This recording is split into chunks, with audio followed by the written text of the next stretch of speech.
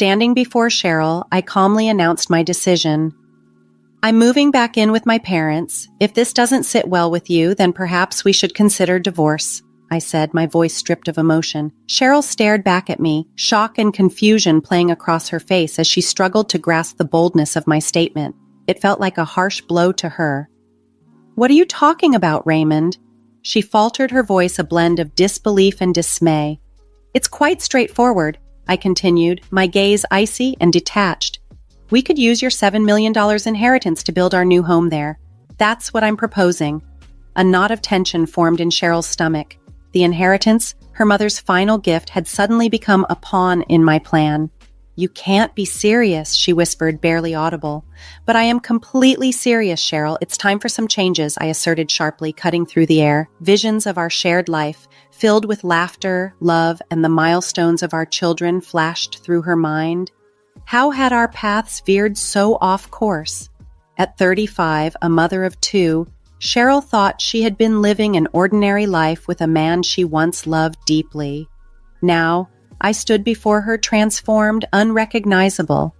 You have no right to dictate how my inheritance is used, she protested, her voice quivering with a mix of anger and disbelief. As your husband, I believe I do have a say. It's either my way or the highway. Make your decision, Cheryl, I declared, my tone brooking no argument. She searched my face for a glimpse of the man she once knew but found only a stranger with greedy eyes fixed on her inheritance. Realizing the depth of the deception, she found herself overshadowed by the man she no longer recognized, her marriage revealed as a sham. Fine, she said, her voice remarkably steady amid the emotional turmoil. If that's what you want, then we're done. But I warned him, don't expect to touch a single cent of my money. My smirk disappeared, replaced by a look of utter shock. I hadn't seen this coming. Spinning on my heel, I stormed out and slammed the door behind me. Cheryl stood alone, her heart racing. The lines were now clearly drawn. This was no longer merely about money, but her dignity, her freedom. The next morning, the house was unnervingly quiet.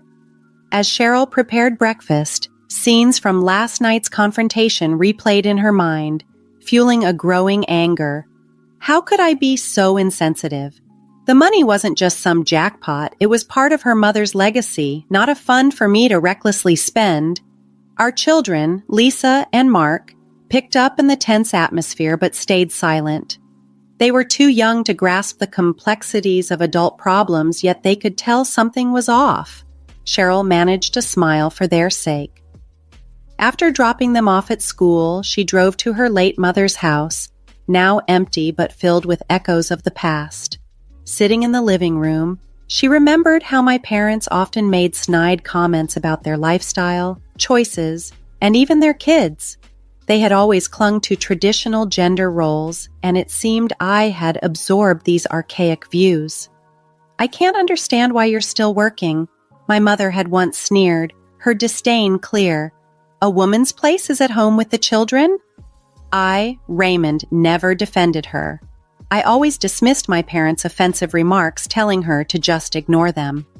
But those words were like needles, constantly pricking at Cheryl's self-esteem. Now, with her mother gone and our marriage unraveling, she felt a surge of resentment towards me. I had never truly been a partner to her, leaving her to fend for herself against my parents' criticisms without ever taking her side. She vividly recalled being pregnant with Lisa and how my parents had openly hoped for a grandson. When Lisa was born, their disappointment was unmistakable.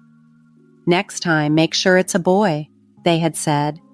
Alone in the quiet of the house, Cheryl's resolve hardened. She knew what she had to do.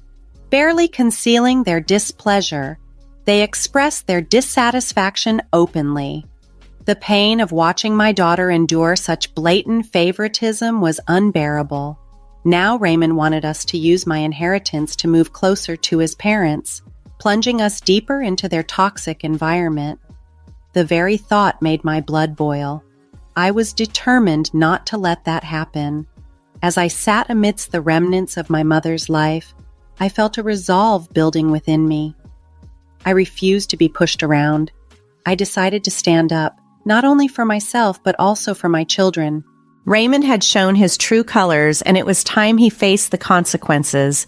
The battle lines were drawn, and I was prepared for the struggle ahead. Over the next few days, I gathered important documents and braced for the legal fight that loomed. My lawyer, a sharp-witted woman named Gloria, was reassuring. "Don't worry, Cheryl. We'll make sure that inheritance stays right where it belongs," she said with a confident smile. One evening, as I sorted through my mother's belongings, I discovered an old, dusty envelope hidden in a drawer. Inside, I found a collection of documents, stock certificates, and property deeds. My hands trembled as I grasped the full extent of my mother's hidden wealth, which, including the current value of the stocks and properties, amounted to a staggering $7 million. I was in awe. My mother, who had always lived modestly, had accumulated a small fortune. She had been incredibly prudent with her money, a fact that now offered a new ray of hope and strength. I never imagined that my mother had saved so much. An accompanying note penned in her neat handwriting read, "Cheryl, I saved this for a rainy day. I hope it gives you and the kids a better life. Use it wisely." As I read her words, tears filled my eyes. Her foresight and love enveloped me like a warm embrace, transcending even from beyond the grave. The next day, I resolved to confront Raymond about his ill-conceived plan to misuse my inheritance. I found him in the living room, casually browsing through a magazine. "Raymond, we need to talk," I said, my voice firm and composed. He looked up, irritation flickering in his eyes. "What is it now, Cheryl?" "I found something from my mother," I started, waving the envelope. "It turns out she left me stocks and properties worth $7 million. Raymond's eyes widened, a mixture of shock and greed quickly passing over his face. $7 million? That's great news, he exclaimed, but his enthusiasm repulsed me. "Don't get any ideas, Raymond. This money is for me and the kids. You won't see a cent of it." His face darkened. "You can't keep it all to yourself, Cheryl. We're married. What's yours is mine," he snapped back. Anger surged within me. "You've shown your true colors, Raymond. You don't care about me or the kids. All you see are dollar signs." Raymond stood abruptly, his face flushed with anger. "You're being selfish, Cheryl. I'm thinking about our future, about our family." "What family, Raymond? The one you're ready to sacrifice for your selfish desires?" I retorted. He stepped closer, fists clenched. "You'll regret this, Cheryl. I'll make sure of it." I stood my ground, unflinching. "Bring it on, Raymond. I'm not afraid of you anymore." He stormed out, leaving me alone with my thoughts. I knew this was just the beginning of a long and bitter battle, but I was ready. For my children, for my mother's legacy, and myself. The following week was a whirlwind of legal consultations and tense silences at home. Raymond's demeanor had shifted from shock to cold, calculated aggression. He was like a caged animal, desperate and dangerous. One evening, while the kids slept, Raymond cornered me in the kitchen.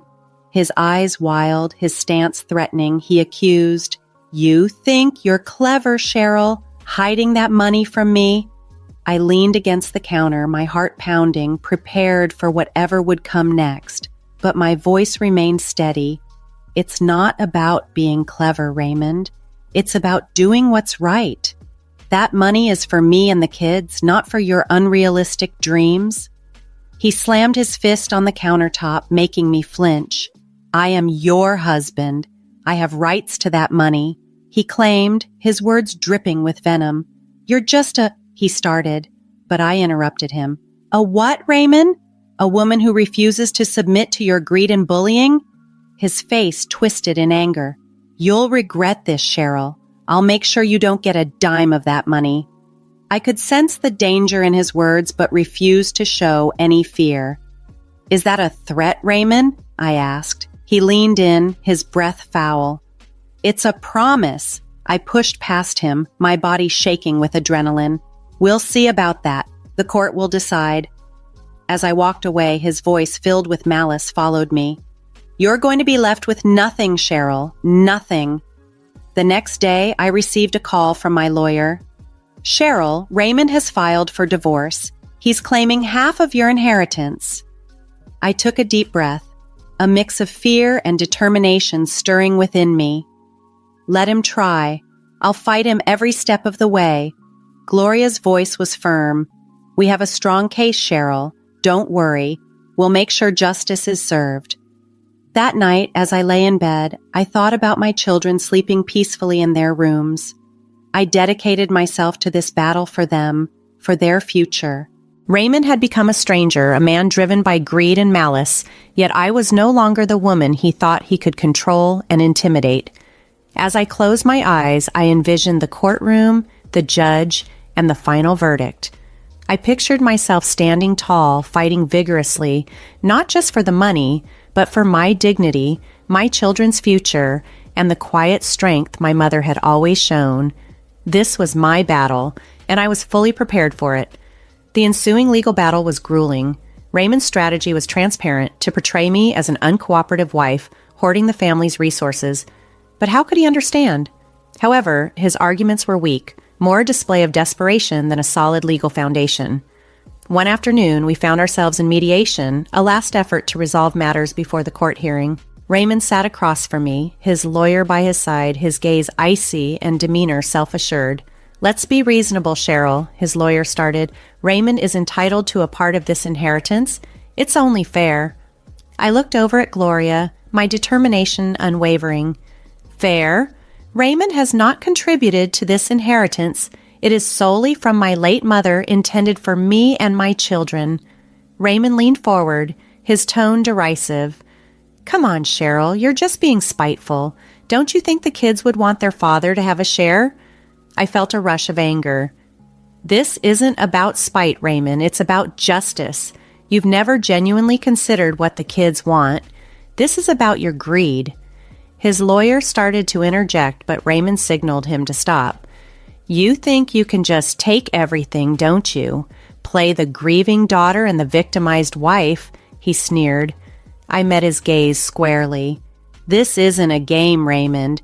You're the one trying to take what isn't yours." The mediator, a stern-faced, middle-aged woman, interjected, "Let's try to remain civil. This is about finding a resolution." Raymond cut her off, his voice rising. "A resolution? She's the one being unreasonable."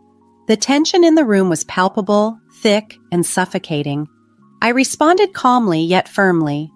"I am being perfectly reasonable. I'm protecting what my mother left for her grandchildren.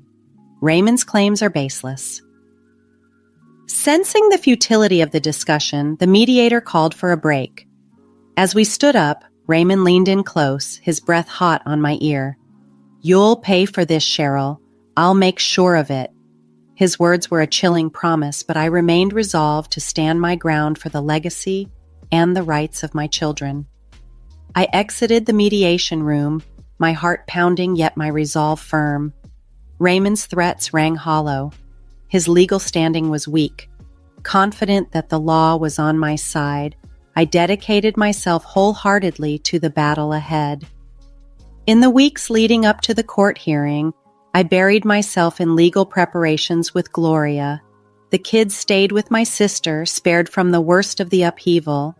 I missed them deeply, but I understood that this struggle was not just for my benefit, but for their future as well.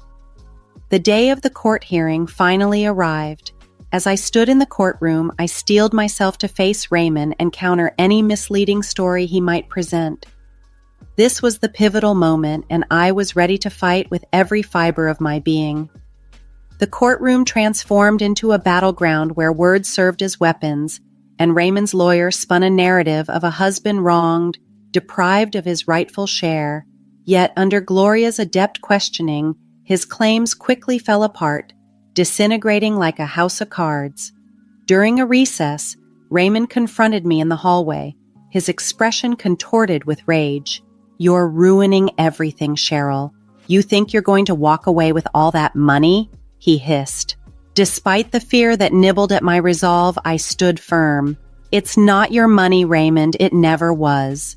He stepped closer, his voice dropping to a venomous whisper. "I'll drag this out as long as it takes. I'll bleed you dry with legal fees." Meeting his intense gaze, I responded with unwavering firmness. "Do what you must, but I won't let you bully me into submission." As we re-entered the courtroom, a wave of empowerment surged through me. Raymond's threat seemed more hollow than ever. His bravado was merely a facade for his desperation. When the final verdict was delivered, it was a vindication of my rights.